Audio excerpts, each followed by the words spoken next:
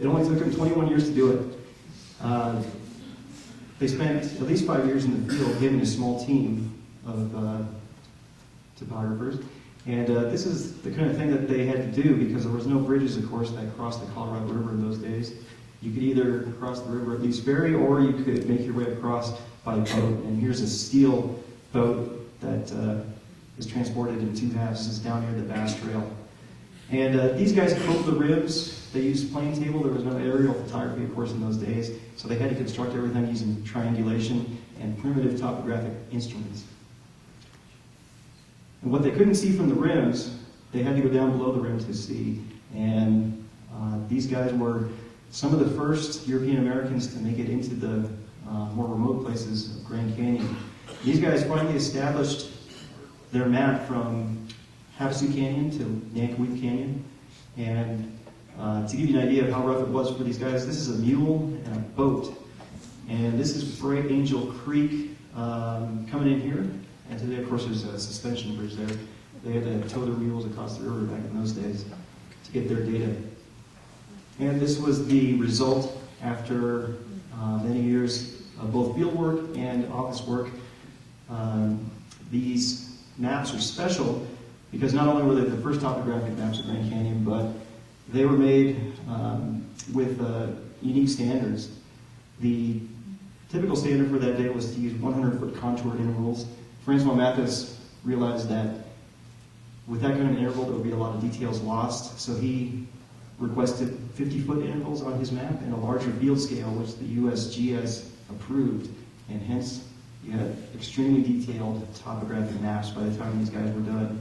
However, since they hadn't actually been down in the canyon much, and most of the work had been done from the rims, it didn't mean that the country was actually explored, it just meant that it had been mapped and seen.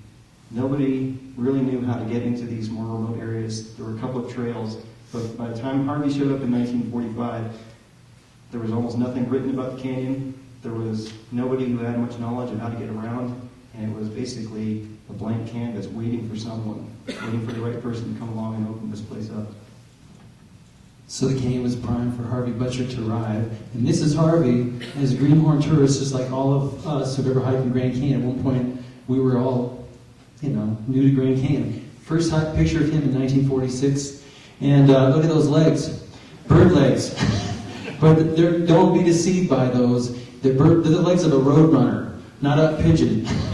There's an old saying that the best athletes are born and not made, and Harvey fits that. He was genetically built to hike. He was small, he was wiry, he was 5'7", 130 pounds. He had intense muscle strength, muscle endurance, tenacity. He had the right mix of good joint cartilage to last for years and years and years despite abuse. He didn't do his first hike in Grand Canyon until he was 38 years old. He didn't get obsessive about it until he was 48. So he's an inspiration for all of us aging baby boomers, that the majority of his hiking came in his later years.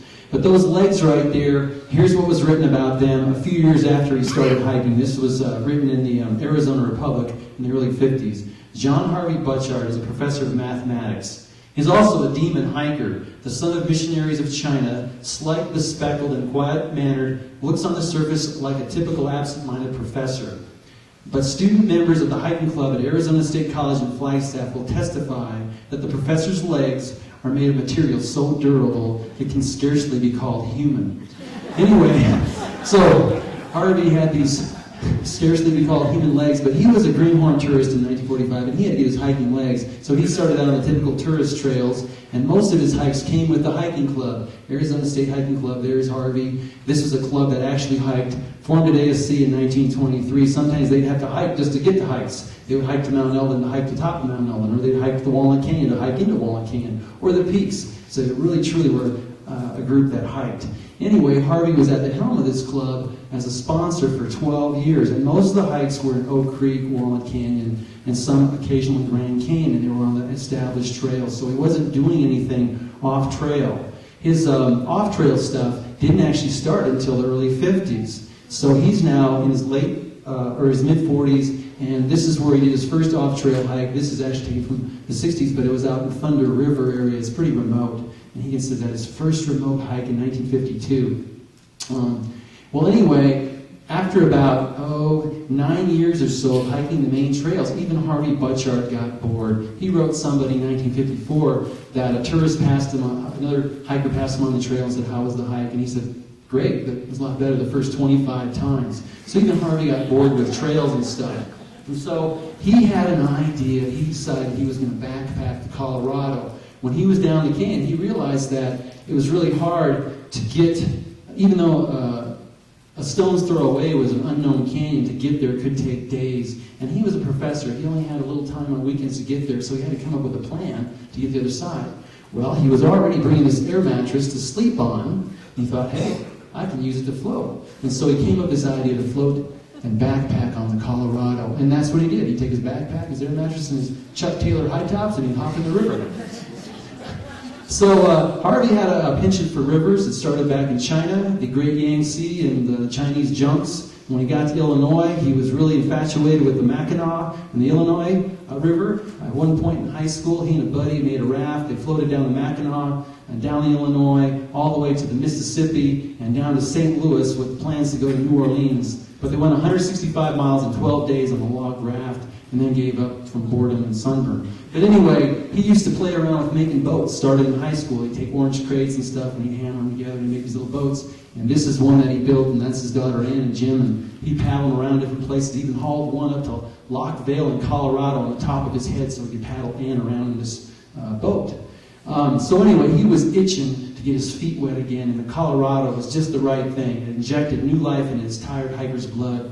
And so he decided he was going to go down the river. In 1954, he did his first experiments. The first one started at Hance Rapid, right below Hance Rapid, and he floated from Hance down to Phantom Ranch. And if you guys know that section, there's some really big rapids in there. Sockdolliger and Grapevine. The way Harvey figured it, his plan was to do the whole Grand Canyon. The way he figured it, if I can do that section, I can do it all. And he wanted to do all the Grand Canyon by river. And so this was his second attempt. This is September 1954.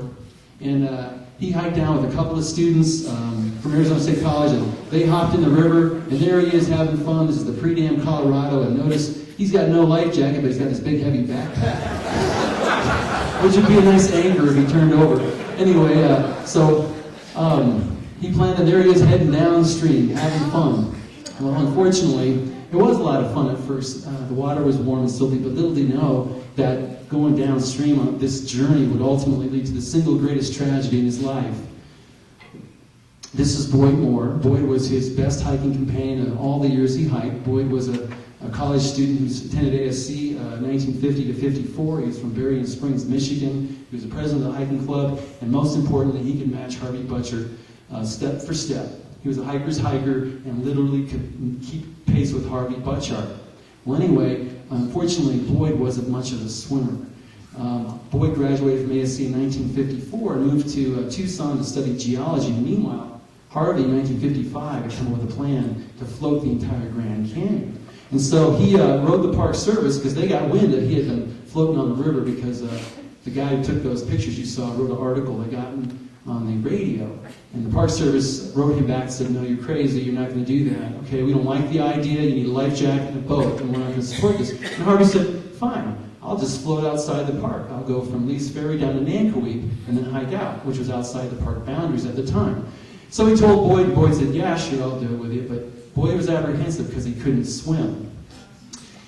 Ultimately, they went to Lee's Ferry, and they were going to start their plan. So they hopped in the water, and Boyd was going to test the air mattress flotation technique. Unfortunately, he was very afraid of the water. Before they got to the pre-riff, he said, "I had enough, I can't do it." So he hiked out, and they drove back to Flagstaff. And Harvey said, well, let's go to Plan C. Plan A failed, Plan B, let's go to Plan C. We'll just hike down Nankoweap Trail and go check out this really cool bridge that Barry Goldwater saw from the air. Right there. Barry Goldwater discovered that bridge in the early 50s. It was initially Goldwater Bridge, but then it eventually became named Colt Bridge. This is in Upper Nankoweap Canyon.